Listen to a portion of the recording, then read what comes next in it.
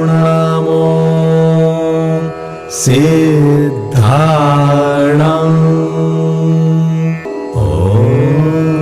नमो आयर्याणं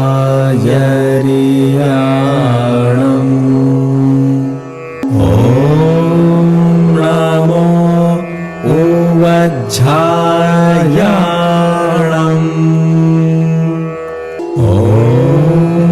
नमो लोये सौवसाहुणम्।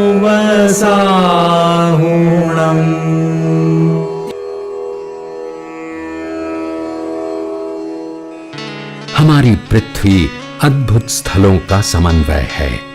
यहाँ कुछ स्थल अपनी प्राकृतिक सुंदरता के लिए तो कुछ स्थल अपनी अलौकिक अनुभूतियों के कारण सुप्रसिद्ध हैं। भारतवर्ष में एक ऐसा स्थल है जिसमें ये सारे गुण एक साथ पाए जाते हैं। ये पवित्र जगह है जैनियों का विश्व प्रसिद्ध सार्वभौमिक शाश्वत सिद्ध क्षेत्र श्री सम्मेद शिखर जी।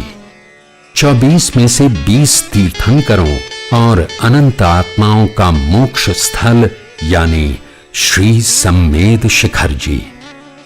ये वही अलौकिक तीर्थ स्थल है जहां से जैन धर्म के मर्म और तत्व ज्ञान का उजाला विश्व भर में फैला। आज सदियों बाद मानव जाति के उस कल्याणकारी इतिहास का पुनरावर्तन होने जा रहा है। संत शिरोमणि आचार्य श्री विद्यासागर जी के पावन आशीष तथा उनके परम प्रभावक शिष्य पूज्य मुनिवर श्री प्रमाण सागर जी की पावन प्रेरणा, परिकल्पना और अनुभव अर्जित अभूतपूर्व ज्ञान मंदिर गुणायतन का निर्माण होने जा रहा है। ये एक ऐसा धर्मायतन है जो प्रत्येक व्यक्ति को आत्मा से परमात्मा तक की संपूर्ण जीवन यात्रा का दिग्दर्श कराएगा।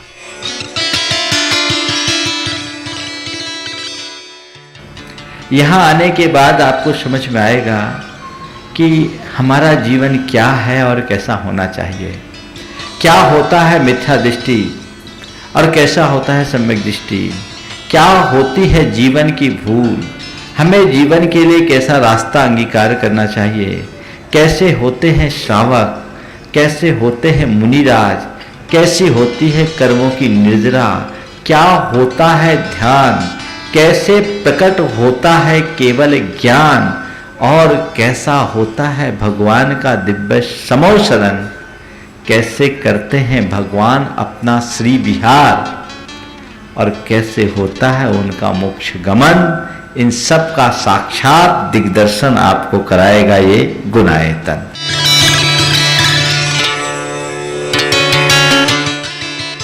गुणायतन जैन धर्म का एक अति महत्वपूर्ण ऐतिहासिक कदम होगा जो सारे लोक के जीवन के गुणात्मक परिवर्तन का आधार बनेगा और जीवन का गुणात्मक परिवर्तन ही मोक्ष मार्ग में सहायक होगा। इतिहास का हिस्सा बनने का अवसर कुछ ही जीवों को प्राप्त होता है, या यूं कहिए कि कुछ भाग्यशाली जीव ही ऐसे कल्याणकारी अवसर का लाभ उठा सकते हैं। आइए आप भी यथाशक्ति दान करें, इस मुहिम का हिस्सा बनें।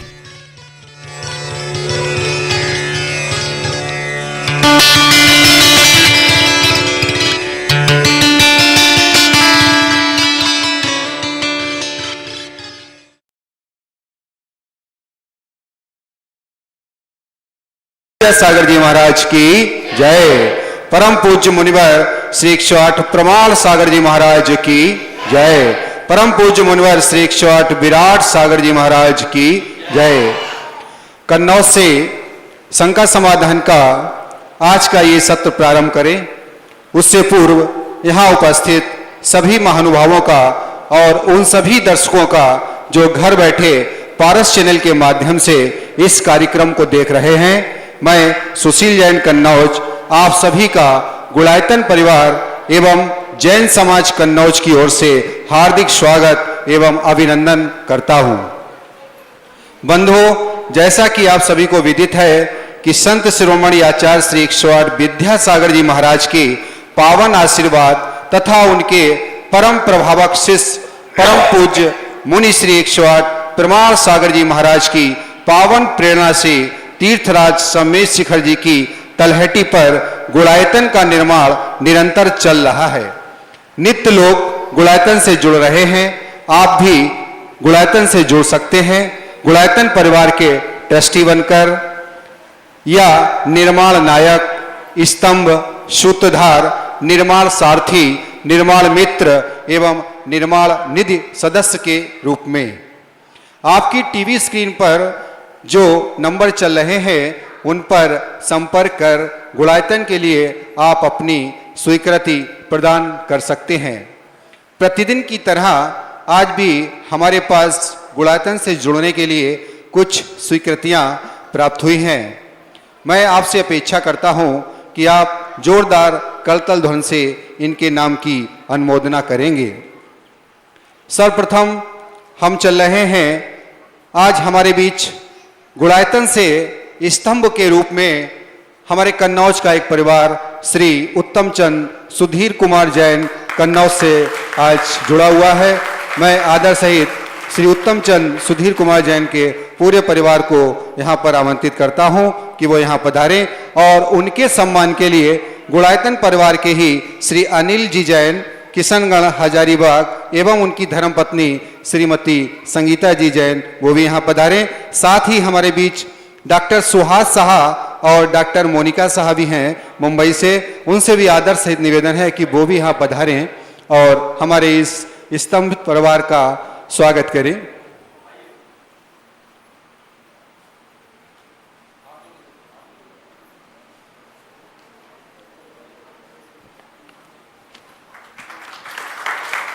करतल ध्वनि से इस परिवार का स्वागत करेंगे।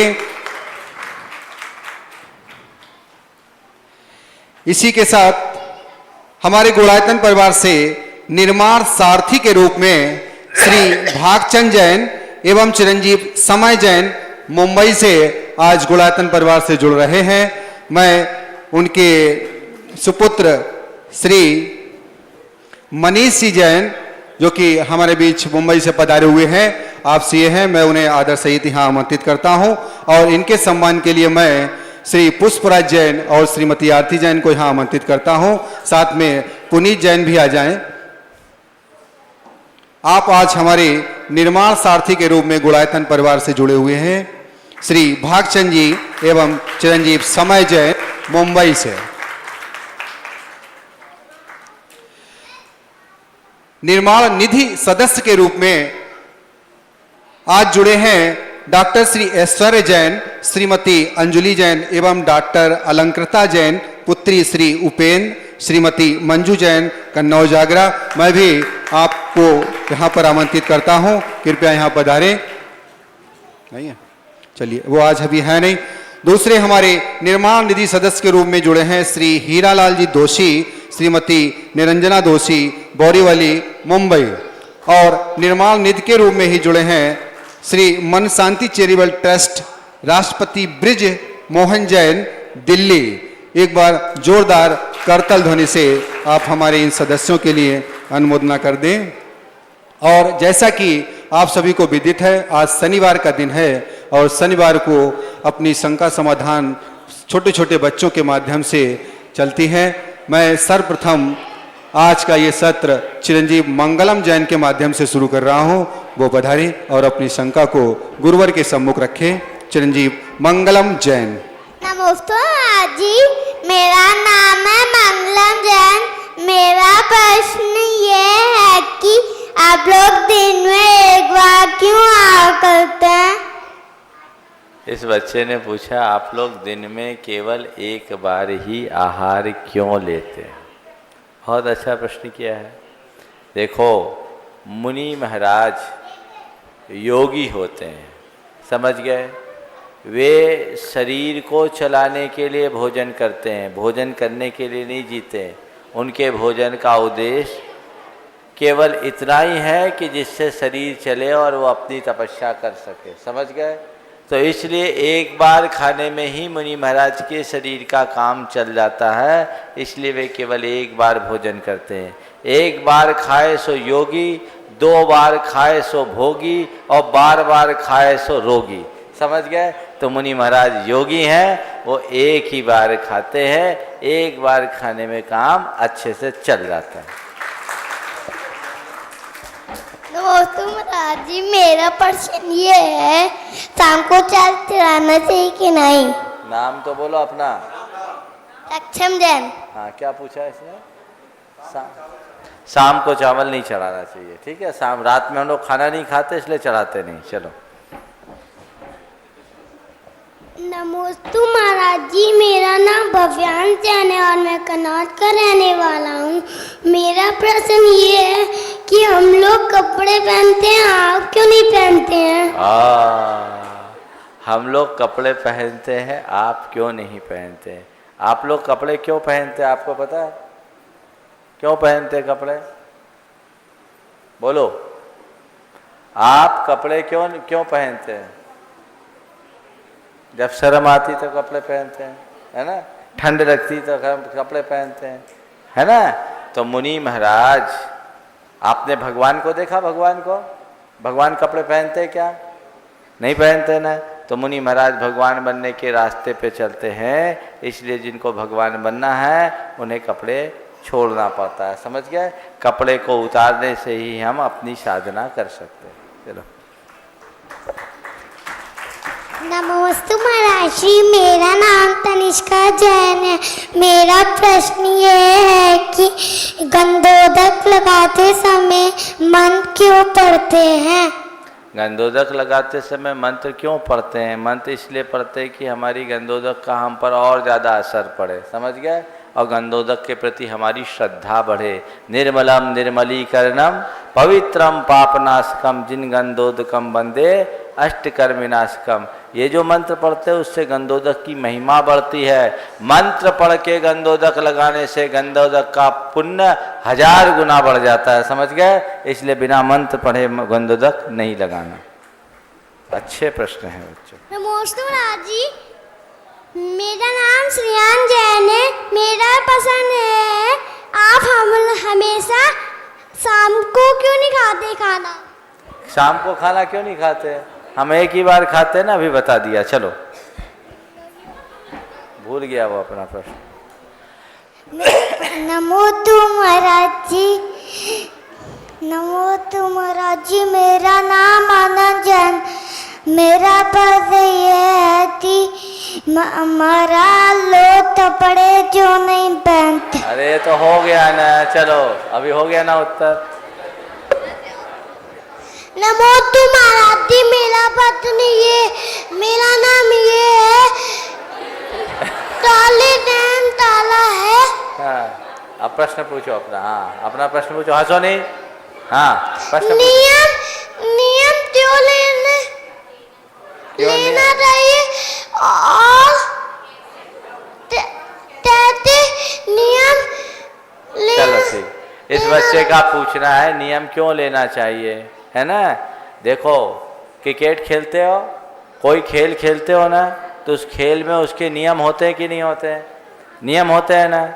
अब मान लो कोई क्रिकेट खेले और उसके सारे नियम हटा दे तो मजा आएगा क्या? क्या होगा?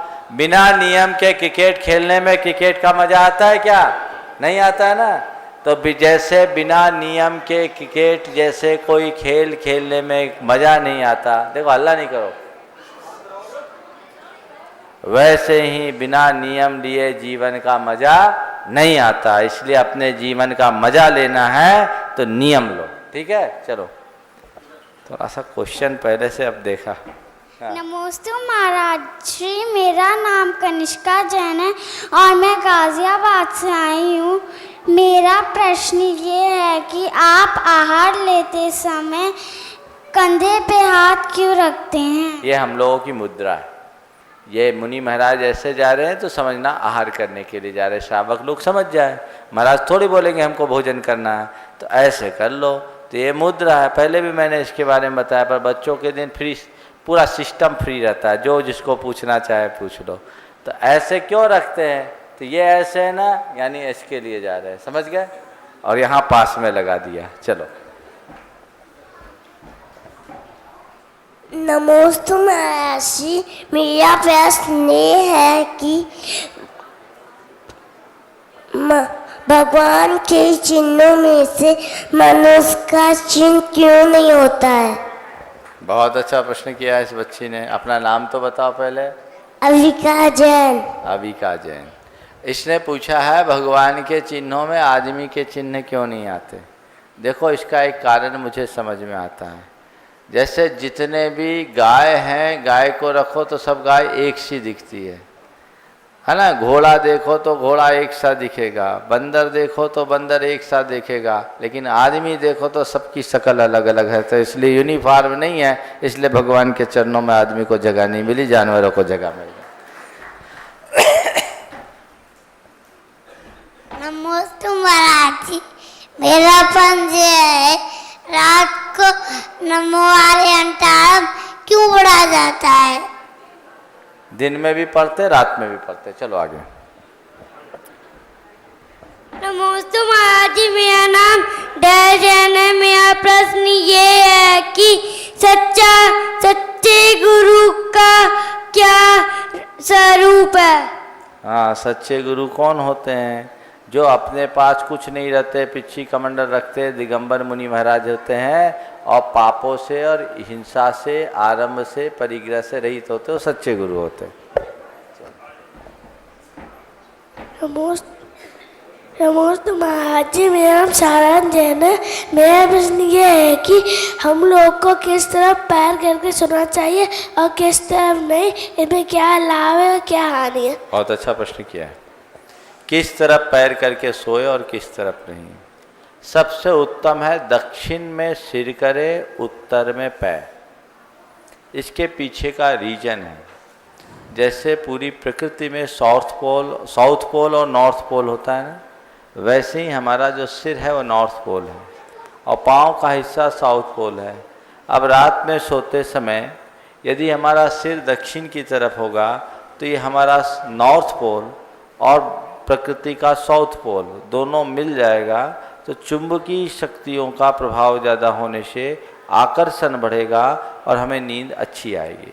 और यदि उत्तर सिर करे तो नॉर्थ से नॉर्थ टकराएंगे तो विकर्षण होगा, तो हमारी नींद अच्छी नहीं आएगी। तो सबसे उत्तम दिशा है उत्तर, मध्यम दिशा है पूर्व। उत्तर अथवा दक्षिण अथवा पूर्व में सिर करना चाहिए, पश्चिम और उत्तर सिर नहीं करना चाहिए। कभी आपात स्थिति में पश्चिम में फिर भी सिर कर सकते हैं, लेकिन उत्तर सिर कभी नहीं करना चाहिए। हो गया? चलो। नमोस्तु महाराज जी, मेरा नाम शुभ जैन काला है। मेरा प्रश्न ये है कि मंदिर में शिखर क्यों बनाए जाते हैं और उसका क्या महत्व है? मंदिर में शिखर क्यों बनाया जाता है? शिखर मंदिर का एक रूप दर्शाने के लिए कि घर और मंदिर में अंतर है, इसलिए शिखर बनाया जाता है। और शिखर बनाने से शिखर का जो पिरामिडिकल शेप होता है, गुंबद का आकार होता है, उस आकार से वहाँ की जो कॉस्मिक पावर होती है वो वहीं संचित रह जाती है और इसलिए शिखर बनाया जाता है। दूसरे तरफ से बनाएंगे तो मंदिर की ऊर्जा बाहर चले जाएगी, तो उस ऊर्जा को वहीं भरे रखने के लिए मंदिरों में शिखर बनाया जाता है। कहते हैं जिस मंदिर पर शिखर नहीं, कलश नहीं, ध्वजा नहीं, वहाँ के पूजा पाठ का पूरा फल नहीं मिलता, इसलिए मंदिर में शिखर बनाया जाता है। नमोस्तु महाराज जी, मेरा प्रश्न ये है, मंगलाचरण किसे कहते हैं? क्या बोला? मंगलाचरण किसे? मंगलाचरण किसे कहते हैं? जिससे हमारा विघ्न व्यवधान दूर हो जाए, उसके लिए मंगलाचरण करते हैं। और मंगलाचरण यानी पंच परमेष्टि के स्तवन को, भगवान को याद करना, साधुओं को याद करना, गुरुओं को याद करना, नमोकार जपना, ये सब मंगलाचरण के अंतर्गत आता है। ऐसा आचरण करना जिससे अमंगल टल जाए और मंगल हो जाए, उसको बोलते हैं मंगलाचरण। नमस्ते महाराज जी, मेरा नाम श्रुति जैन है। मेरा प्रश्न ये है कि जब कोई व्यक्ति या जीव मरने को होता है और उसे नमोकार मंत्र सुनाया जाए तो उसे सद्गति प्राप्त होती है? हो जाती। मनुष्य क्या पशु पक्षियों को भी अंत में मरणासन दशा में नमोकार सिखाया जाए तो उसकी सद्गति होती है। समझ गए? जीवनधर ने कुत्ते के जीव को सुनाया था, वो देवता बन गया था। ठीक। धर्मेंद्र पद्मावती जो बने उनको पार्श्वनाथ भगवान ने संबोधा था, नमोकार तो नहीं सुनाया पर संबोधा था, तो उनकी भी सद्गति हो गई। ऐसे बहुत उदाहरण मिलते हैं। चलो। नमोस्तु महाराज श्री, मेरा प्रश्न ये है कि जो व्यक्ति जन्म से ही अंधा होता है उसके पूर्व जन्म के कौन से पाप होते हैं? कौन से? चलो ठीक है, समझ गया। अपना नाम बता दो, घबराओ मत। आयुषी जैन। जन्म से अंधा व्यक्ति किस पाप से अंधा होता है? तुम यही पूछना चाहती है ना? जो व्यक्ति दूसरों की आंखों को फोड़ता है, जो व्यक्ति अंधों का मजाक उड़ाता है, जो व्यक्ति दूसरे के आँख आदि में बाधा उत्पन्न करता है, वो आगे जन्म में अंधा बनता है। अथवा जो व्यक्ति खूब मिलावट का धंधा करता है, पाप कर्म करता है, चोरी चमारी करता है, वह भी व्यक्ति अंधा होता है।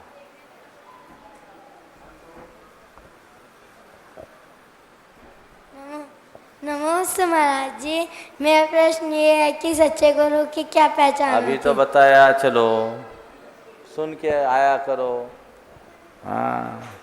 नमस्ते महाराज श्री, मेरा ये प्रश्न है, संसार में वृष वेल नारी तज गए जोगी सरा, आंचल में है दूध नैनों में है पानी, नारी नरक खान की। तो मेरा यह प्रश्न है कि जहाँ नारियों को इतना सम्मान दिया गया, उन्हें देवी स्वरूप माना गया है, तो कवियों ने ये अपमानजनक शब्द जैसे नरक की खान, तो ऐसे शब्द क्यों यूज़ किए हैं? पहले तो अपना नाम बता दो। बहुत अच्छा प्रश्न पूछती है बच्ची, रोज इसके प्रश्न बहुत अच्छे होते हैं। अपना नाम मेरा बताओ। नाम युगी है। हाँ, यहीं से कन्नौज से हो ना? हाँ, बहुत अच्छा प्रश्न पूछती है। और इस बच्ची ने आज जो प्रश्न उठाया है बहुत महत्वपूर्ण प्रश्न है। यद्यपि बड़ों के पूछने पर मैंने इसका उत्तर कभी दिया है, लेकिन शायद बहुत लंबा समय बीत गया। ये जो कहा गया है संसार में विषवेल नारी, ये जो कहा जाता है, इसको हम थोड़ा प्रतीक के रूप में ले तो इसका अर्थ ठीक होगा। मैं तो ये कहता हूँ, यदि नारी विषवेल है तो उसमें जन्म लेने वाला जो पुरुष है वो विषफल हो जाएगा, तो और गड़बड़ हो जाएगा। तो नारी विषवेल नहीं, नारी को वासना का प्रतीक बनाया, और वासना विषवेल है, विकार विषवेल है। मनुष्य जब वासनाग्रस्त होता है तो उस संसार में उलझ जाता है, और जो वासनाओं का त्याग करता है वही अपने जीवन का कल्याण करता है। तुमने पूछा है, एक तरफ तो ये कहा गया कि यत्र नार्यस्तु पूज्यन्ते रमन्ते तत् देवता, और दूसरी तरफ नारी को विष की खान या दुख की खान, ऐसा क्यों कहा गया? ये इसलिए नहीं कहा गया कि नारी जाति की निंदा की जाए, अपितु जिसके भीतर विषय कषाय की दुर्बलताएं हो और जो अपने गुणों से नीचे गिर जाए, उसके लिए कहा गया। लिखने वाले कवि पुरुष थे, इसलिए उनने नारी के लिए लिख दिया। अगर नारियां लिखती तो पुरुषों की खबर ले लेती। तो वस्तुतः न नारी बाधक है न स्त्री पुरुष बाधक है, बाधक है हमारे मन की वासना और विकार। इसको जीतना है, इसको जीतने वाला ही अपने जीवन का कल्याण कर सकता है। इसलिए इस बात को इसी संदर्भ में देखना चाहिए। नमस्ते महाराज श्री। नमोस्तु महाराज जी, मेरा नाम वंशिका जैन है। मेरा प्रश्न ये है कि जब आप आहार लेते हैं तो वाइट धोती पहन के ही क्यों लेते हैं, येलो धोती पहन के क्यों नहीं? देखो, हर चीज़ का एक ड्रेस कोड होता है ना। एक बार ऐसा हुआ, एक डॉक्टर साहब ने मुझसे सवाल किया, मैं भोपाल में था, ध्यान से सुनना बेटा। डॉक्टर साहब ने कहा कि महाराज जी, आपको शोले में आहार लेना है तो धोती दुपट्टा का ही आग्रह क्यों? हम कुर्ता पैजामा पहन करके भी दे सकते हैं, बड़ा कंफर्टेबल होगा। मैंने उस समय कुछ जवाब नहीं दिया। थोड़ी देर बाद पूछा, आप तो डॉक्टर है? बोले हाँ डॉक्टर हूँ। मेडिकल कॉलेज जाते हो? बोले जाता हूँ। कौन सा कोट पहन के जाते हो? बोले वाइट कोट पहन करके जाता हूँ। हमने कहा वाइट कोट पहन करके क्यों जाते हो, ब्लैक कोट पहन करके क्यों नहीं जाते? बोले महाराज ये हमारा ड्रेस कोड है। तो हमने कहा ये भी हमारा ड्रेस कोड है, समझ गए? तो हमारी वाइट ड्रेस कोड है, समझ गए? चलो। नमोस्तु महाराज जी, मेरा प्रश्न ये, मेरा नाम मान्या जैन है।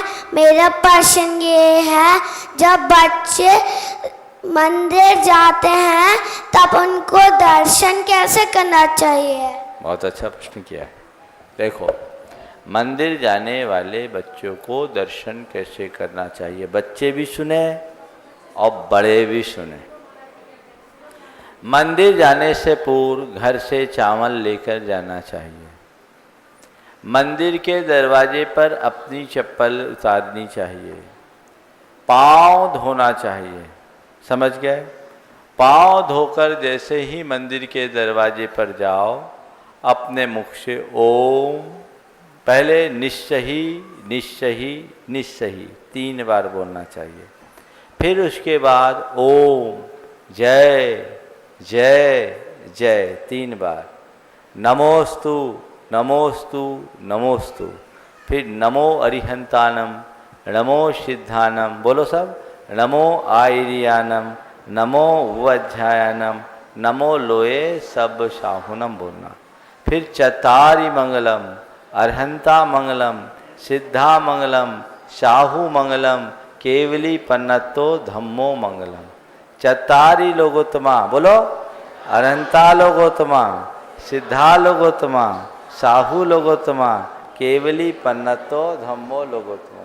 और चतारी शरणम पवज्जामि, अरहंते शरणम पवज्जामि, सिद्धे शरणम पवज्जामि, साहू शरणम पवज्जामि, केवली पन्नतम धम्मम शरणम पवज्जामि। इस प्रकार से बोलकर, अगर वहाँ घंटा हो तो घंटा बजाना चाहिए, और घंटे बजा करके वहीं थोड़ी देर खड़े होना चाहिए।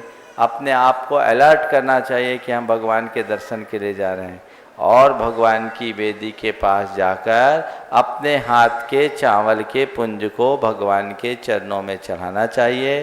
बैठकर गवासन से भगवान को ढोक देना चाहिए। कैसे ढोक देना चाहिए? गवासन जानते हो कैसे? जैसे गाय बैठती है। मैं बैठ के बताऊं? गवासन में भी हम आचार भक्ति कर रहे थे ना, तो ऐसे देखो, बच्चों को ये सिखाना जरूरी है। आजकल 70% बच्चे भगवान को या तो खड़े खड़े ढोक देते हैं या घुटने के बल ढोक देते हैं। ये देखो, ऐसा पैर है ना, ऐसे पैर से करेंगे और दोनों हाथ जोड़ेंगे और फिर सिर झुकाएंगे, तो दोनों हाथ जुड़ गया, दोनों पैर जुड़ गया, कमर झुक गई, हाँ, और सिर झुक गया, छाती झुक गई, पीठ झुक गया, तो इसको साष्टांग नमस्कार कहते हैं, समझ गए? ऐसे नमोस्तु करे, फिर कोई एक स्तुति दर्शन पाठ आदि की करे और भगवान की 3 परिक्रमा दे, फिर से भगवान को ढोक दे और बिना पीठ लगाए धीरे धीरे भगवान बाहर निकले और दरवाजे पर आकर अस्सही अस्सही बोले। चलो। नमोस्तु महाराज जी, मेरा नाम पलाशिका जैन है। मेरा प्रश्न ये है कि आज देख रहे हैं कि मनुष्य पाप करने के बावजूद उसका धन बढ़ रहा है, ऐसा क्यों?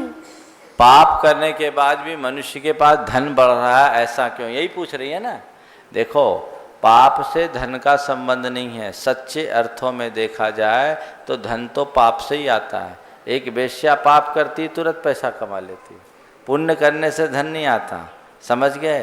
तो जो जितना पाप करता है वो उतना पैसा कमाता है। तो महाराज, हम तो ये सुनते थे कि धर्म करने से पैसा कमाया जाता है। गलत बात। धर्म करने से पुण्य कमाया जाता है और पुण्य मनुष्य को संतुष्टि देता है। पाप तो व्यक्ति पैसा तो पाप करके ही कमाता है, समझ गए? लेकिन पाप करके पैसा कमाने वाले शांति नहीं पाते। मैं इस पर पहले भी बहुत विस्तार से बोल चुका हूँ, इसलिए आज ज़्यादा नहीं बोल रहा हूँ। आगे चलो। नमोस्तु महाराज जी, मेरा प्रश्न ये है कि सब लोग कहते हैं भगवान की तरफ पीठ नहीं करते तो फिर रथ यात्रा होती है, तब रथ सबसे पीछे क्यों चलता है? भगवान की रथ यात्रा में रथ सबसे पीछे चलता है, पर भगवान ऊंचे होते हैं, तो हम आनंद उत्सव के साथ भगवान को लेकर के जा रहे हैं, इसलिए उसमें पीठ नहीं होता, वो प्रभावना है। क्योंकि जो सबसे महत्वपूर्ण है वो सबसे अंत में होता है। बहुत अच्छा पूछा इसने। नमस्ते महाराज जी, मेरा नाम प्रांशु जैन है। मेरा प्रश्न ये है कि पाप और कसाय में क्या अंतर? पाप और कषाय में क्या अंतर है? पाप का मतलब है हिंसादि क्रिया करना, जो हमारे द्वारा देखने में आता है वो पाप है, और जिसके कारण हिंसा आदि हम करते हैं उसका नाम है कषाय। ठीक है, इसको समझो। किसी को मारना पाप है, और जिस गुस्से में भर करके मारने का कार्य कर रहे उसका नाम कषाय है। नमस्ते महाराज जी, मेरा नाम निशांकी जैन है। मेरा प्रश्न ये है, मध्य लोक में कितने मंदिर जिन हैं? मध्य लोक में कितने हैं बताओ? मध्य लोक में कुल 458 जिन प्रतिमाएं, जिन मंदिर हैं। चलो। नमस्ते महाराज जी, मेरा नाम बारबी जैन है। मेरा प्रश्न ये है, हम लोग को अच्छी बेटी बनने के लिए क्या करना चाहिए? क्या प्रश्न किया है? देखो, एक अच्छी बेटी बनने के लिए क्या करना चाहिए, बहुत ध्यान से सुनना। अच्छी बेटी बनने के लिए सबसे पहली बात, माता पिता की आज्ञा माननी चाहिए, नंबर 1। नंबर 2, अपने घर की परंपरा के अगेंस्ट, यानी अपने कुल परंपरा के अगेंस्ट कोई काम नहीं करना चाहिए। अच्छे लड़कियों की, लड़कों की संगति करनी चाहिए, खोटी संगति नहीं करना चाहिए। धर्म का अच्छे तरीके से पालन करने का प्रयास करना चाहिए। मन लगा कर के पढ़ाई करना चाहिए। जीवन में कोई गलती ना हो ऐसा प्रयास करना चाहिए, और यदि कोई गलती हो जाए तो अपने माँ बाप से कभी छिपाना नहीं चाहिए। इतनी बातों को फॉलो करने वाली बच्ची एक अच्छी बेटी नहीं, एक अच्छी स्त्री बन सकती है और अपने जीवन को आगे बढ़ा। नमस्ते महाराज जी, मेरा नाम रितिका जैन है। मेरा प्रश्न ये है कि मनुष्यता की कायरता किसमें है? मनुष्यता की कायरता किसमें है? कायरता, मनुष्यता की कायरता का आपस में तालमेल क्या है? कायरता किसे कहते हैं, तुम ये पूछना चाहती हो? कायरता का मतलब ये है, कायरता का मतलब होता है डरना। जब व्यक्ति अपने कर्तव्य से विमुख होकर पीठ दिखा दे तो उसे कायरता कहते हैं। जैसे कोई व्यक्ति किसी के ऊपर आक्रमण करे, अत्याचार करे, और उसे ये सोच ले, एक साधारण गृहस्थ की बात कर रहा हूँ, कि मेरा ये अहिंसा धर्म है, तो वो उसके लिए कायरता है। उसका धर्म उसे उस समय बताता है कि उस समय घबराने की जगह उसका प्रतिकार करो। चलो। नमस्ते महाराज जी, मेरा नाम संभवी जैन है। मेरा प्रश्न ये है कि जैसे हम लोग जैनी हैं, तो हमको कब से पता चला ये हम लोग जैन हैं, और जैन धर्म कब से चल रहा है? जैन धर्म अनादि से है। जब जैन शास्त्रों को पढ़ोगे तो तुम्हें जैन धर्म का पता चलेगा। जब से भारत भूमि है तब से जैन धर्म है। समझ गए? नमस्ते महाराज। गुरुवर अब स्टेज पर आ रही हैं कुमारी अनवी जैन। ये अपनी गुल्लक गुणायतन के लिए समर्पित कर रही हैं। एक बार जोरदार करतल ध्वनि से इस छोटे से बच्चे के भाव की अनुमोदना कर दें। मैं हमारे बीच उपस्थित श्री मनोज जैन राही, ट्रस्टी गुणायतन, उनसे निवेदन कर रहा हूं कि वो इस बच्ची द्वारा सौंपी गई गुल्लक को प्राप्त कर लें। बस ठीक है, दे दो, हो गया। आगे प्रश्न।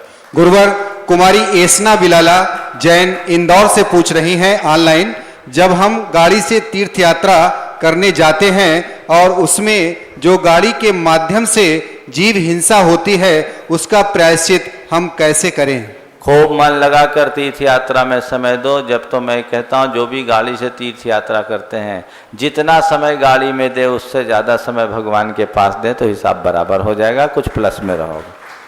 चलो, हो गया। नमस्ते महाराज जी, मेरा प्रश्न है कि मेरा नाम है अनवी। बोलो बोलो बोलो, चलो प्रिपेयर। गिनता क्यों क्या होती है?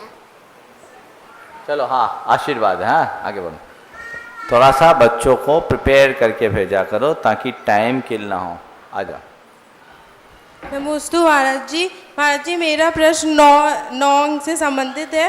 महाराज जी, जो आपके नाम के आगे 108 लगता है और जो भगवान सिद्ध हो जाते हैं उसमें 1008 लगता है, और जो हम जाप पढ़ते हैं उसमें 108 मोती होते हैं। और महाराज जी, जो हम लोग नमोकार मंत्र पढ़ते हैं वो भी हम 9 के मल्टीपल में पढ़ते हैं। तो महाराज जी, 9 का महत्व क्या है? 9 का बहुत महत्व है।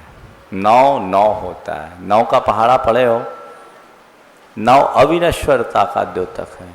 9 को पहाड़ा पढ़ो। 9 एकम, 9 दूनी 1 8, 9 त्रिका 2 7, 9 चौके 3 6, 9 पचे 4 5, 9 6 5 4, 9 सते 6 3, 9 8, क्या हो गया 7 2 और 9 9 8 1 और 9 10।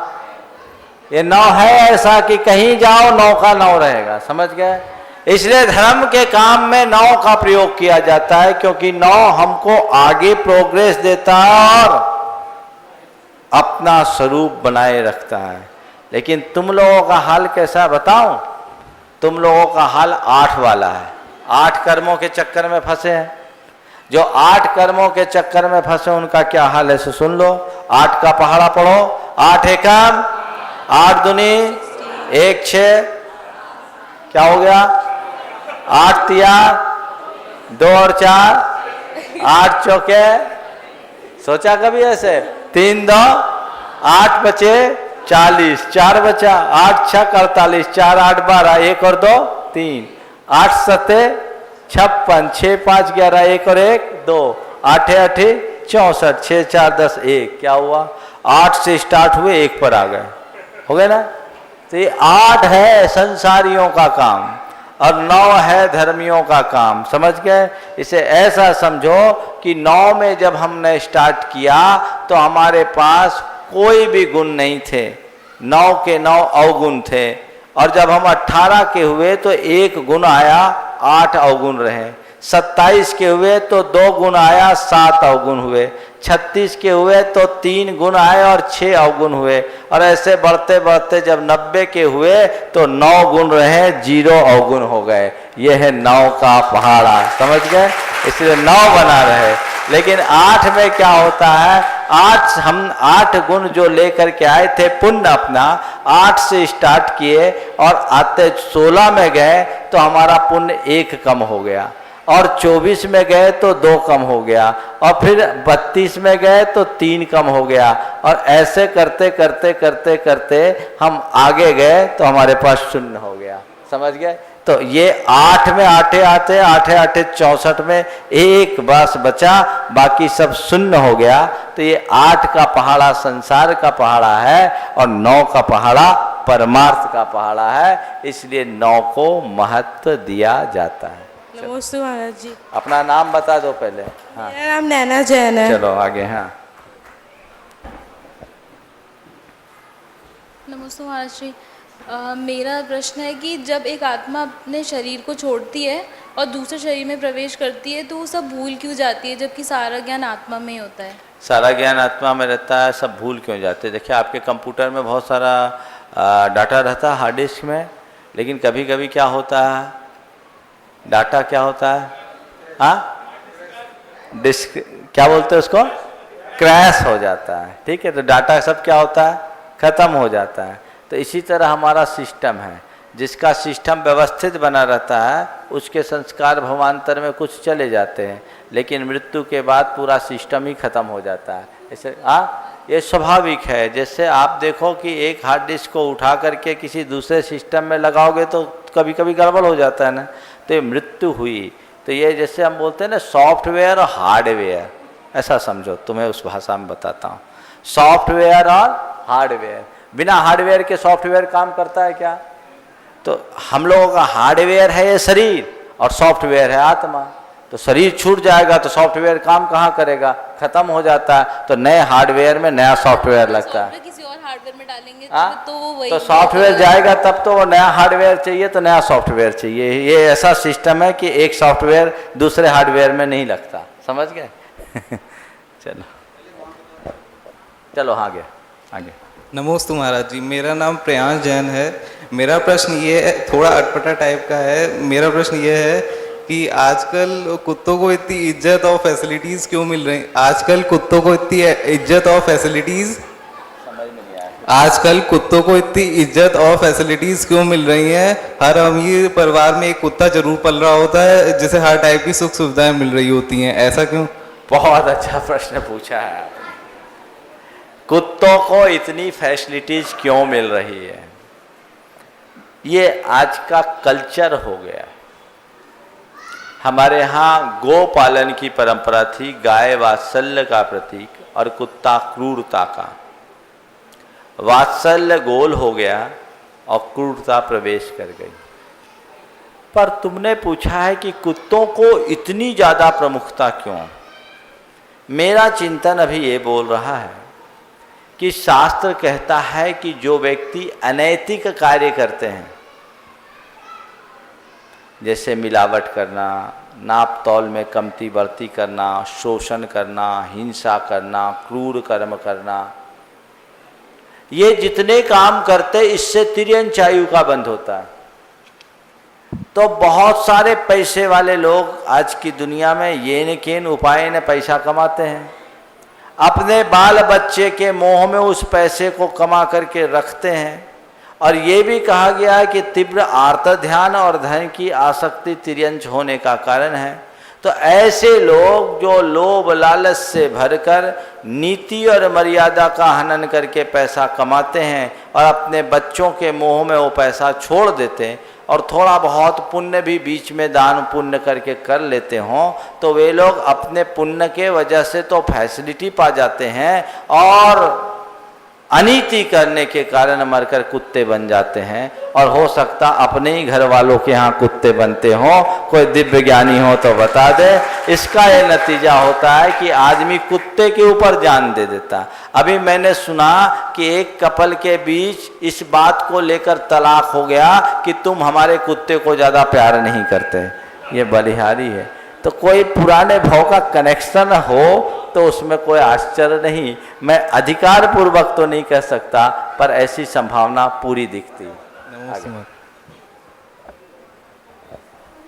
नमोस्तु महाराज जी, मेरा नाम ईशान जैन है। मेरा प्रश्न ये है कि हमारे जब देव नंदीशा देव या फिर शमो शरण में जाते हैं तब उनका मूल शरीर जाता है या फिर वैकृक शरीर जाता है? वैकृक शरीर जाता, मूल शरीर उनका मूल स्थान पर ही रहता।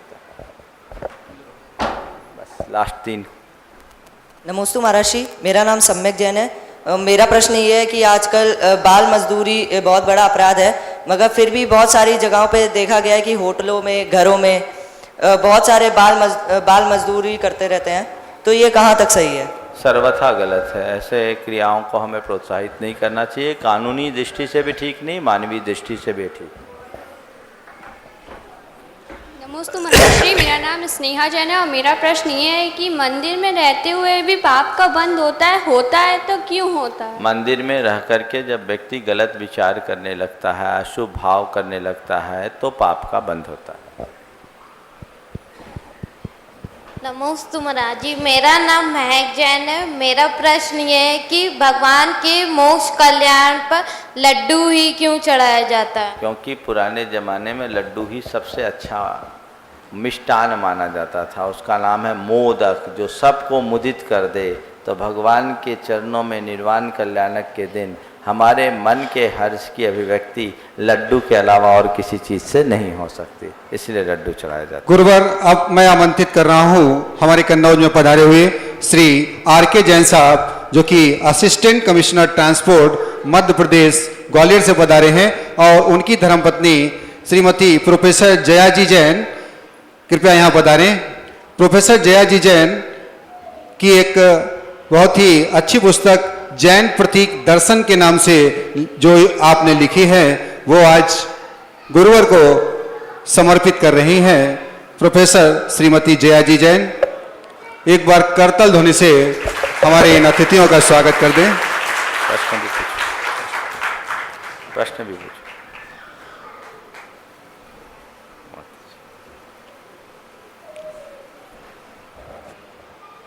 आर के जैन साहब और प्रोफेसर जया जी अपनी शंका का समाधान भी गुरुवर के समक्ष करेंगे।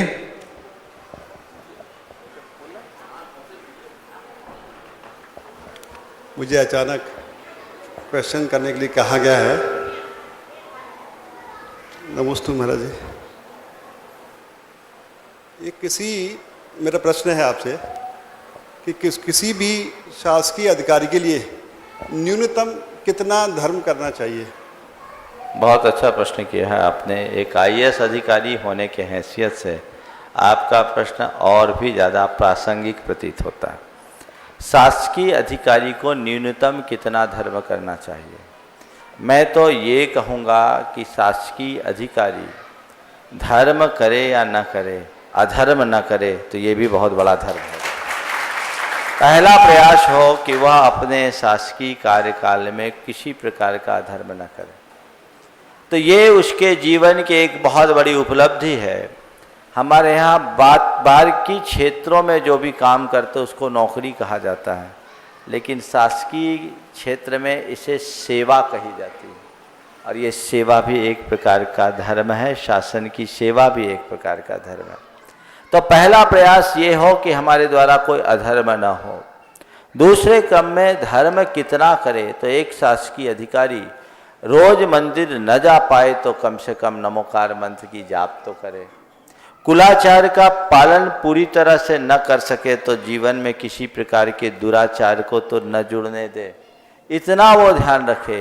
और जिन शासन की प्रभावना में अपना जितना योगदान दे सके, ये भी उसके द्वारा एक बहुत बड़ा धर्म होगा।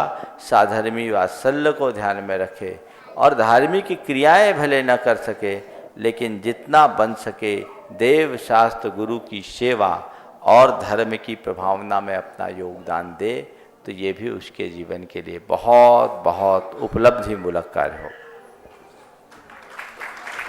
श्री पुनीत जैन मुंबई। एक प्रश्न और करना चाहिए। पूछिए पूछिए। महाराज जी, एक और मेरा अनुरोध है, जो हम लोग के तीर्थ स्थान हैं, जहाँ तक जो अतिशय क्षेत्र हैं वो तो बहुत ज़्यादा विकसित हो चुके हैं और बहुत लोग जाते हैं, लेकिन जो कल्याणक क्षेत्र है वो मेरा ऐसा देखने में आ रहा है कि उतने उन पर विकसित नहीं हुए और लोगों की भी शायद मानता उन स्थानों पर उतनी नहीं है जितनी कि अतिशय क्षेत्र में। तो क्या इसको ये नहीं माना जा सकता है कि हम लोग सब भौतिक युग में जी रहे हैं और भौतिकवादी हो गए हैं, तो शायद जो हमारे ये जो अतिशय क्षेत्र है वहाँ हम लोग कुछ चीज़ मांगने के लिए जाते हैं, और जो वास्तव में जो हमारे तीर्थ स्थान होने चाहिए इनिशियली, जहाँ पर कि भगवान के कल्याण क्षेत्र हैं, वहाँ लोग कम जा रहे हैं। तो इस पर महाराज जी कुछ प्रकाश डालेंगे? देखिए, मैं इसे ऐसा कह सकता हूँ आज की भाषा में कि अतिशय क्षेत्र की मार्केटिंग ज़्यादा हो गई है और कल्याणक क्षेत्र गौण हो गए।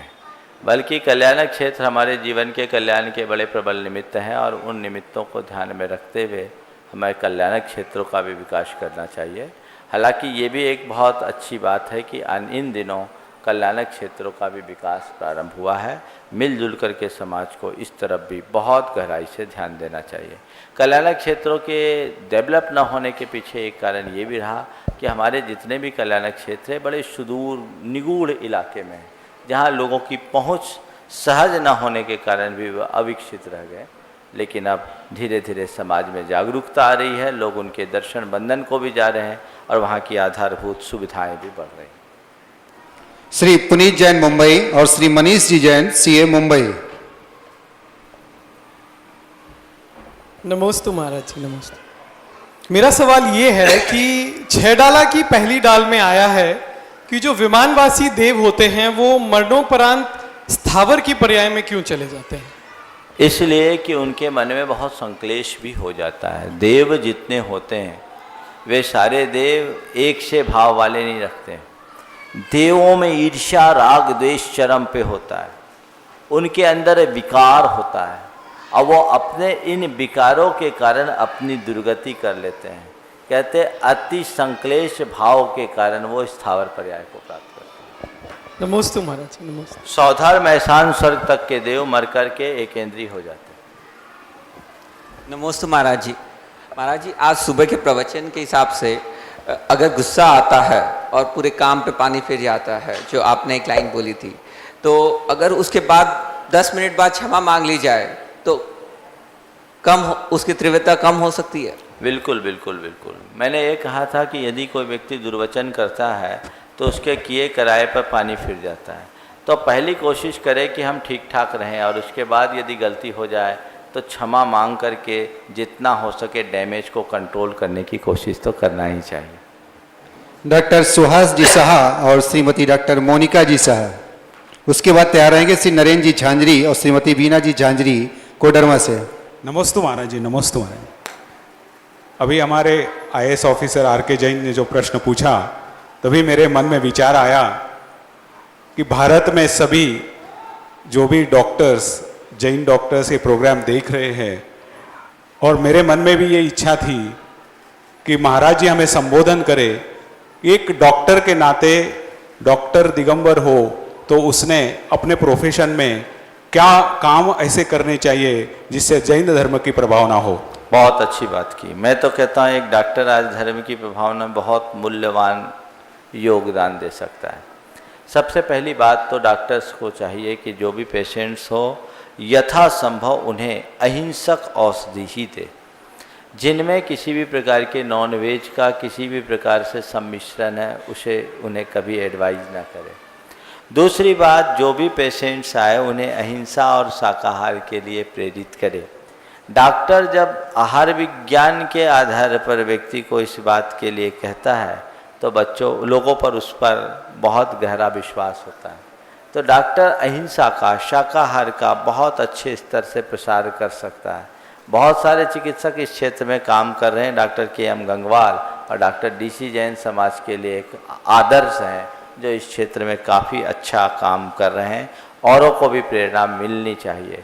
इसी तरह डॉक्टर्स कोई एबॉर्शन वगैरह करने के लिए आए तो सामने वाले को इस तरह से दिशा दे कि वो उसकी कल्पना भी ना कर सके, कभी सोचे भी ना। तो ये जीव हत्या और मांसाहार की प्रवृत्ति से एक चिकित्सक समाज को बहुत आसानी से बचा सकता है। इसके अतिरिक्त कोई गरीब, आश्रयहीन, अभावग्रस्त व्यक्ति आए तो उसकी चिकित्सा में उदारता का परिचय दे और उसे अपनी उदारता से इस तरीके से ट्रीटमेंट दे कि उस व्यक्ति के हृदय में डॉक्टर के प्रति ही नहीं, उस डॉक्टर के व्यवहार से जैनियों के प्रति भी एक अच्छा भाव उमड़ पड़े और जैन धर्म के प्रति उसका झुकाव बढ़े।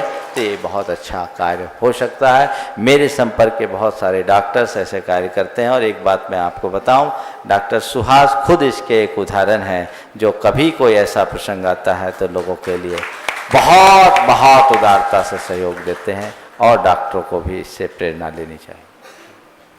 नमोस्तु महाराज जी। पानी छानने का जो अपना कपड़ा रहता है वो दुगना लेते हैं हम, जाड़ा रहता है, लेकिन उसमें जो छिद्र रहते हैं वो आँखों से भी दिख सकते हैं। तो उसमें से जो जीव छाने जाते हैं तो कितनी सूक्ष्मता से, मतलब कौन से पानी छानने की जो प्रक्रिया है वो केवल भावनात्मक करुणा की प्रक्रिया है। और ऐसा लिखा है कि जो जल गालन के लिए आप कपड़ा लेते हैं दोहरा करके करें और सूर्य की तरफ देखे तो सूर्य की किरणें न दिखे, इतना गहरा होना चाहिए, कोमल होना चाहिए, खादी का होना चाहिए। चूँकि हम अगर इसको दूसरे हिसाब से बात करें तो जीव उसमें इतने सूक्ष्म है कि उनको हम छान ही नहीं सकते। फिर भी हमारे पास यंत्र नहीं है जो व्यवस्था, उस व्यवस्था के तहत हम पानी को छान रहे हैं और इसमें हमारी भावनात्मक करुणा का पालन हो रहा है। उसे उसी दृष्टि श्री नरेंद्र जी झांझरी और श्रीमती बीना जी झांझरी कोडरमा। नमस्ते गुरुदेव। एक बार शिविर में एक गुरुजी ने बताया कि जब जिस जीव का जहाँ पर जैसा होना है वही होगा, वह निश्चित है, उसे कोई फेरबदल या चेंज नहीं कर सकता। तो इसका मतलब हमें कोई पुरुषार्थ करने की आवश्यकता ही नहीं है, फिर तो वो जो होना वो होगा ही, हम क्यों को पुरुषार्थ करें। ये बात अगर आंशिक रूप से कहो तो सच है और पूर्ण रूप से कहो तो गलत है। मैं ऐसा मानता हूँ जब जो होना होता है वही होता है और जो होता है सही होता है, लेकिन इसे मैं अर्ध सत्य मानता हूँ, पूर्ण सत्य नहीं। ऐसा मानो कब, जब जीवन में कोई अघट घट जाए तब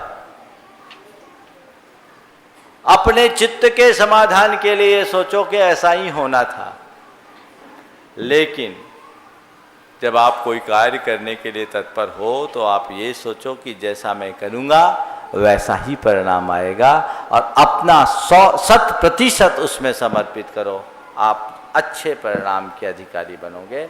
अकर्मण्य बनने का उपदेश हमारे यहाँ कहीं नहीं कहा।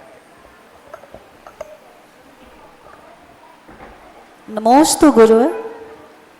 आजकल देखा जा रहा है कि आज की जो न्यू जनरेशन है वो अशुद्धि का पालन बिल्कुल नहीं कर पाती है। जैसे अब डिलीवरी होती है तो हमें कम से कम कितने दिनों तक इसका पालन कर, उन्हें कैसे समझाएं कि वो देखिए आपने बहुत अच्छा मुद्दा उठाया है। हालांकि आज बच्चों का दिन है पर बच्चों को भी इसकी जानकारी होनी चाहिए। हमारे यहाँ एक शब्द आता है कुलाचार। प्रश्न के हिसाब से समय कम है फिर भी मैं सार संक्षेप में बात करता हूँ। कुलाचार का अच्छे से पालन करना चाहिए। हमारे बीच चिकित्सक बैठे हैं। यद्यपि ये प्राकृतिक व्यवस्था है कि स्त्री के शरीर से अशुद्धि मासिक के दिनों में होती, पर इस मासिक की शुद्धि का पालन करने की हमारी बड़ी पुरानी परिपाटी है और ऐसा पालन होना चाहिए। पालन क्यों होना चाहिए मैं केवल संक्षेप में आप सबको बताता हूँ। ये शरीर का एक मल है और जब मल की निकासी होती है तो वहाँ नेगेटिव एनर्जी का फ्लो होता है। हमारे यहाँ अशुद्धि से बचने की जो बात कही गई वो केवल नेगेटिव एनर्जी के फ्लो से बचने की बात कही गई। पुराने ज़माने में घर में डिलीवरी होती थी तो नेगेटिव एनर्जी होती थी, लोगों का एक दूसरे से संसर्ग होता था तो उससे बचते थे।